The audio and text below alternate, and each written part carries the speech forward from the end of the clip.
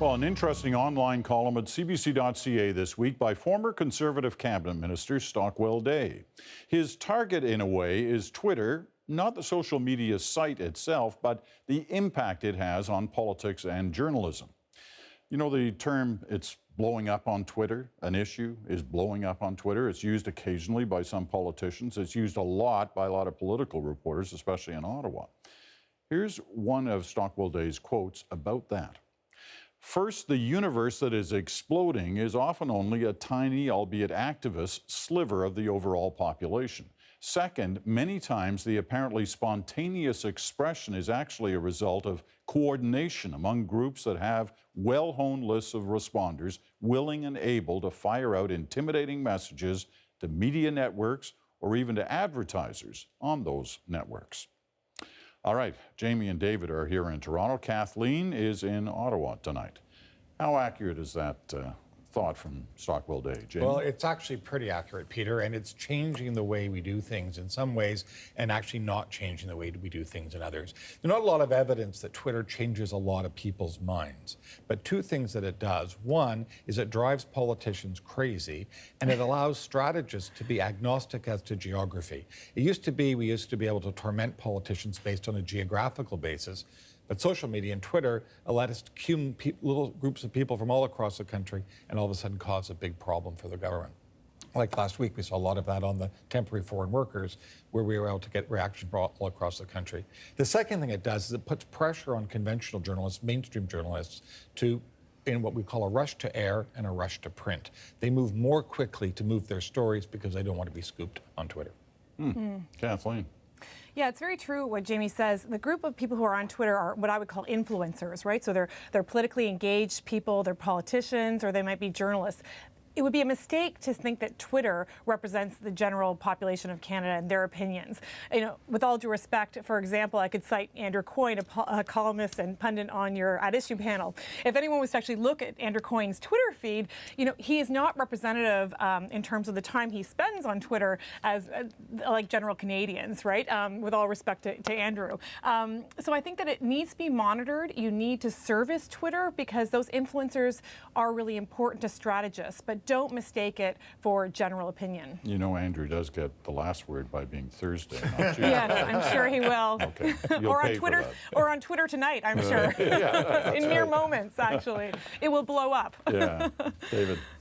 Well, just building on what they said, I mean, the most recent evidence is that only about 20% of Canadians ever go to Twitter, much less on an ongoing basis monitoring what's going on Twitter. So Stockwell Day is absolutely right about the sliver of the population. But Kathleen's absolutely right as well about who's on there. And so every journalist is on Twitter and is an active participant in Twitter. And so it's become a key part of managing media and media cycles throughout the day is to be on Twitter. And in fact, one of the most interesting phenomena is to watch senior political operatives for all of the various political parties and candidates, et cetera, on Twitter throughout the day, actively arguing their point of view with journalists back and forth in an attempt to frame the ultimate story that the journalist will put on television or write in the paper. So who's using it better then? The political operatives or the media?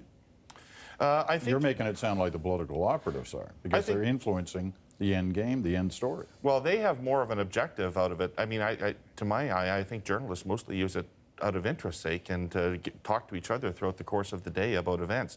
I don't know what they accomplish, frankly, by their participation on Twitter, but I do know that the political operatives and strategists definitely have an objective for Twitter and often are quite successful at it by my observation. So we used to say in the campaign trail, one of the problems was the bubble of the bus, right? These journalists would be on the bus and living together and forming sort of a consistent set of opinions. Well, we're seeing that on Twitter now, and the only difference is that we're all allowed to listen and we're all allowed to watch this take place. But I think really the big pressure that it's this rush to print and rush to air, where journalists are not being given the opportunity to think about things a little bit before they actually have to file. And I think there's good things about that and there's bad things about that. One of the good things is when they file and they get it wrong, they're much quicker to fix it than they used to be in days gone by. But journalists get measured now on whether their stuff gets shared via Twitter, so they're actually writing to make it Twitter more friendly. likely to be Twitter friendly. Okay, I mean, you guys are piling on the media, which you know doesn't surprise me. But does it also have a negative impact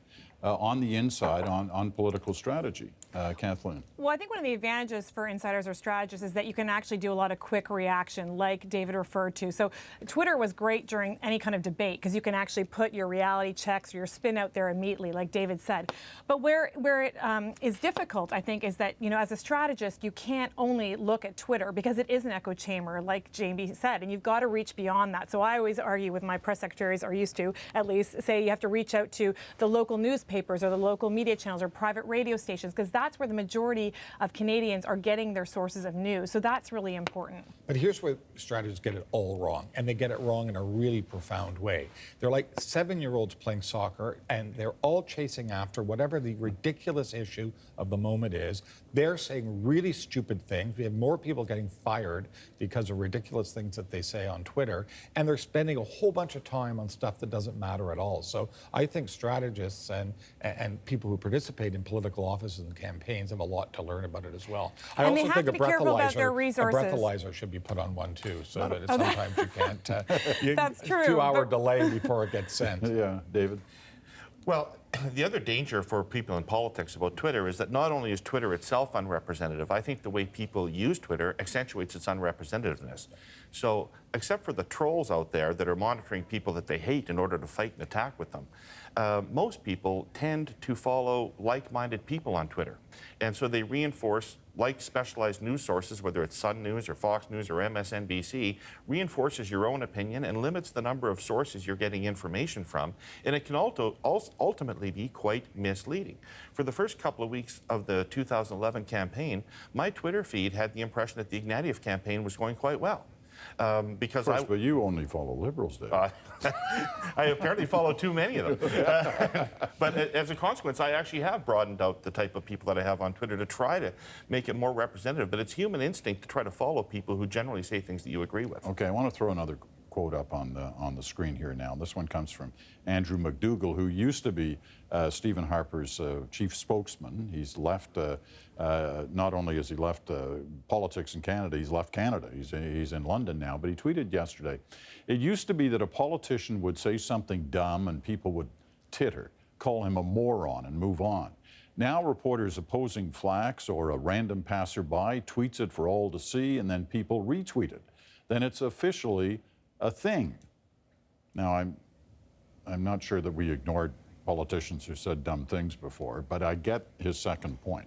Kathleen, what did you make of Andrew's comments? Well, I think Andrew's column also on CBC.ca was brilliant, and he hit the nail on the head in terms of the difficulties that journalists face nowadays in terms of filing for all the different platforms and how they have been now using Twitter, filing earlier, filing more often because of their increased deadlines and increased pressures. That said, I think Twitter is really useful, and those who understand the social media channels well, and those politicians that understand social media channels well, and the new campaign environment can use it to their advantage. So you look at people like Olivia Chow, who's running in Toronto. She's been using Twitter effectively because those are highly engaged people already. So she's been using them to call for volunteers, ask for money, get more phone calls out, get more organizers out. They're a highly engaged population that's on Twitter, and so you can motivate them more quickly. If you're looking to, motivate a different crowd of your voter universe, then you're going to have to use different methods.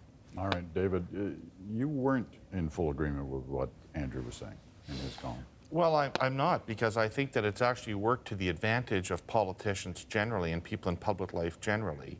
Although Jamie's going to make a good point in a second about the ubiquitousness of information. You already know what Jamie's going to say. I do. That's very good. I do. What did you Jamie give and I the are line so to? Jamie and I are so in sync sync. that I'm not stealing his line. I'll make my own point. No, I can tell you the point David's about to make. Go ahead, David.